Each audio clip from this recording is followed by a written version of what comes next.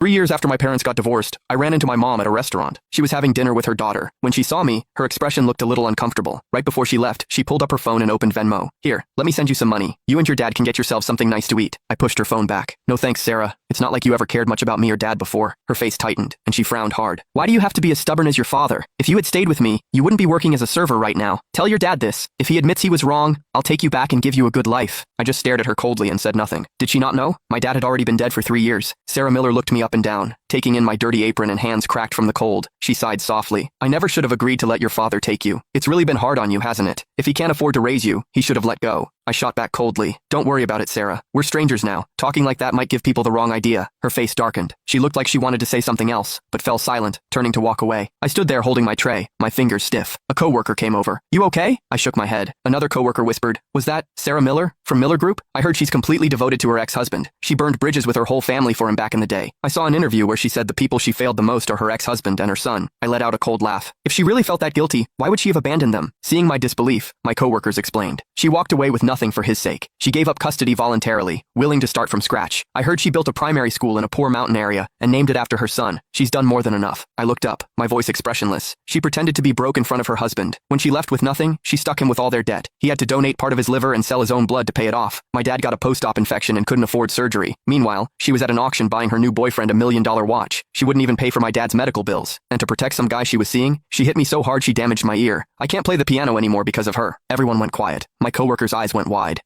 I stayed perfectly calm. Yeah, I'm her son. They shut up immediately. After a moment, one asked, but didn't you just say your dad is already? I didn't answer, lowering my head to kept working, shutting out the gossip. After my shift, I bought a bunch of white chrysanthemums and a birthday cake. At the cemetery, I set the cake in front of the headstone, where my dad's smiling picture looked back. I crouched down, softly singing, Happy birthday. Happy birthday, Dad, I whispered. I ran into her today. I don't think she knows you're gone yet. The next day, the restaurant was eerily quiet when I showed up. My mom was sitting in the middle of the dining room, an untouched cup of tea in front of her. Her face was dark. The manager wiped sweat off his forehead, forcing a smile. Ms. Miller, we'll definitely look into what happened yesterday and get back to you with an explanation. Before he could finish, her eyes locked onto me, hitting me with a familiar wave of pressure. I walked over, my voice hard. Sarah, what do you want? She looked up, her tone ice cold. Something was wrong with your food yesterday. My daughter got sick on the way home. Her father is very upset. I smiled tightly. So, are you using this as an excuse to come after me? Or do you want to drag me and my dad over to apologize to Caleb like you did 3 years ago? Her expression shifted instantly, as guilt flickered behind her eyes.